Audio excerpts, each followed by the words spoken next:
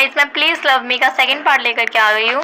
तो चलो इस पार्ट को स्टार्ट करते हैं। यीबू साइलेंटली अपने ट्रेम्बलिंग लेग्स के साथ उठा और जाकर बेड पर बिना अपने शूज और ग्लासेस को रिमूव किए ही सो गया। आधे घंटे बाद जान ने अपना लैपटॉप बंद किया और बाथरूम गया। वहाँ से वापस आकर उसने एक पिल्लो ली और सोफे के पास गया।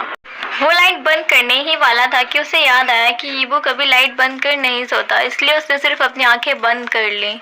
उसके बाद उसने जब अपनी आंखें खोली तो देखा कि यीबू अनकंफर्टेबली सो रहा है। वो यीबू के पास गया। उसने उसके ग्लासेस और शूज को रिमूव किया। उसने यीबू का चेहरा देखा जो कि आंसुओं से सना हुआ था। उसे बहुत बुरा लग रहा था। ये गिल्ट था जो कि उसे हर्ट कर रहा था यीबू को एवरी टाइम हर्ट करने के लिए। इसीलिए उसने यीबू से बोला था कि वो उससे शादी ना करे, पर यीबू उसने तो उसकी मानी ही नहीं। अब दोनों ही पेन में हैं। इसके बाद वो सोफे पे जाकर थक कर सो गया अपने इस फोर्स्ड वेडिंग डे से। अब सुबह हो गई थी। जान ने अपनी आंखें खोली और नोटिस किया उसे एक प्रिटी आइज का पेयर डीपली उसकी सोल में देख रहा है। थोड़ा सा ब्लिंक करने के बाद उसे रियलाइज हुआ कि यह कोई और नहीं यीबू ही है जो कि उसे बहुत केयर के साथ देख रहा है। उसे समझ नहीं आ रहा कि यीबू उसे ऐसे क्यों देख रहा है जैसे कि वो उसकी पूरी दुनिया हो। क्या तुम्हारे पास सुबह सुबह कोई काम नहीं है मेरा दिन खराब करने के अलावा? जान ने ऐसा इरिटेटेड वॉइस के साथ पूछा। उसे हेट हो रहा था इस फैक्ट से कि उसे उन दोनों की क्लोजनेस से इतना अफेक्ट हो रहा था। सॉरी का, मैं तो बस आपको थोड़ा क्लोज से देखना चाहता था, यीबू ने ऐसा ब्लश करते हुए कहा और वो भागकर बेड पर चला गया। वो ऐसे बैठा हुआ था जैसे कोई चाइल्ड एक ऑर्डर के लिए वेट कर रहा हो कि अब उसे क्या करना है।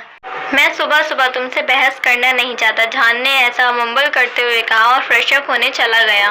गर्ल लुक सो हॉट, मैं उन्हें सच में क्लोजली देखना चाहता था, यीबू खुद से कंप्लेंट करते हुए बोला।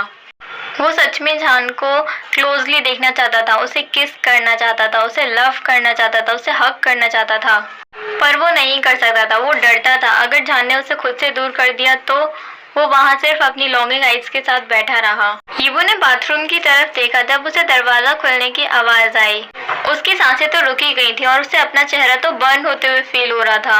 उसने अपने हस्बैंड को देखा जो कि बहुत सेक्सी दिख रहा था। अपने ऊपर इंटेंस गेज फील करके जान ने ऊपर देखा तो उसे अनबिलीवेबल साइट दिखी। उसको पता था कि उसका हस्बैंड उसे ड्रोल करते हुए बड़ी बड़ी आंखों और खुले मुंह के साथ देख रहा है।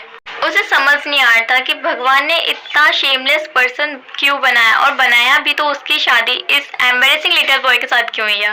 कौन नहीं जानता कि उसे अपने इमोशंस को शो करने से कैसे रोकना है।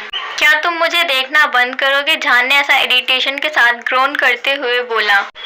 वो खुद से स्ट्रगल कर रहा था यीबू के कान पुल करने से जो कि बहुत रेड और टेम्पटिंग दिख रहे थे। मैं नहीं कर सकता, आप इतने ज्यादा सेक्सी क्यों दिख रहे हो, मुझे आपको खाने का मन कर रहा है, यीबू ने ऐसा फुसफुसाते हुए बोला। उसे रियलाइज ही नहीं हुआ कि उसने अभी क्या बोला। नेक्स्ट मोमेंट उसका टमाटो के जैसे फेस रेड हो गया। उसे रियलाइज हो गया था कि उसने अभी क्या बोला, इसलिए उसने अपना फेस पिल्लो में छुपा लिया प्योर एम्बेरसमेंट के साथ। जान ग्रोन करते हुए वहाँ डिसबिलीफ में खड़ा हो गया।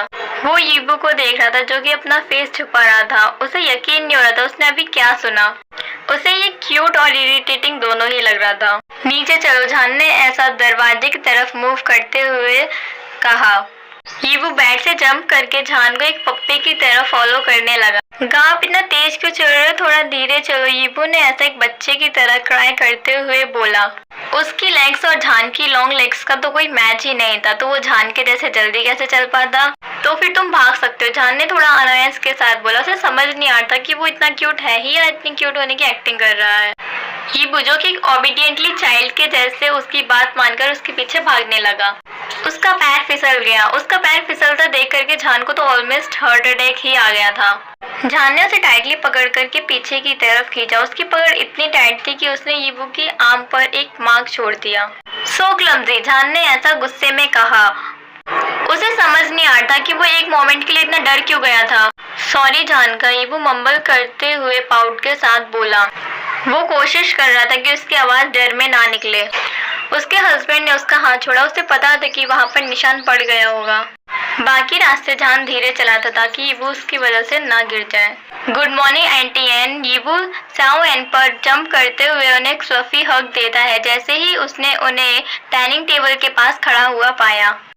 Good morning baby, good morning जान, साओ एन एक स्माइल के साथ बोलती हैं। Good morning aunty. झान उन्हें ग्रीट करते हुए डाइनिंग टेबल पर अपनी रेगुलर प्लेस पर जाकर बैठ जाता है। वो दोनों भी उसे ज्वाइन करते हैं। तुम तुम्हारे घर कब जा रहे हो? स्याओ एन ने पूछा। आफ्टर ब्रेकफास्ट, झान ने ऐसा खाना खाते हुए ब्लैंकली रिप्लाई किया। उसने उन्हें एक बार भी नहीं देखा था क्योंकि वह उनसे नाराज था। उन्होंने उसे फोर्स किया था एक ऐसे बॉय से शादी करने के लिए जिससे वह हेट करता था। क्या तुम अपनी इस पुअर आंटी को नहीं देखोगे झान? ऐसा स्याओ एन ने ड्रामेटिकली कहा।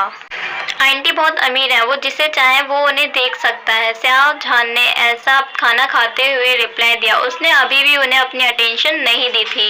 ये तुम्हारी पुअर आंटी नहीं जानती कि वो किससे पूछे। स्याओ एन ने ऐसा पाउट के साथ कहा। मुझे टाइम चाहिए। मैं आशा करता हूँ कि अब आप एक्टिंग करना बंद करोगे। झान ने ऐसा बिना मूव किए हुए कहा। ठीक है, लेकिन मेरे ईबू का ध्यान रखना और उससे कभी कभी उसके पेरेंट्स को विजिट करने के लिए लेकर के जाना। क्या तुम करोगे? स्याओ एन ने झान की आंखों में देखते हुए कहा। वो जहाँ जाना चाहे वो वहाँ जा सकता है, इसमें मेरी कोई ज़रूरत नहीं है। उसके साथ बच्चों जैसा बर्ताव करना बंद कीजिए, वो बच्चा नहीं है। स्याओ झान ने ऐसे कनविंग फेस के साथ कहा। तुम नहीं बदलोगे, स्याओ एन ने एक एंग्री फेस के साथ कहा। उन्होंने यीबू को देखा जिसकी आंखों में आंसू आ रहे थे झान के ऐसे हर्टफुल वर्ड्स सुन के। मेरा पेट भर गया, यीबू ऐसा बाहर निकलते हुए बोला। उसकी आंखों से आंसू ऐसे निकल रहे थे जैसे कि कोई नदी बह रही हो।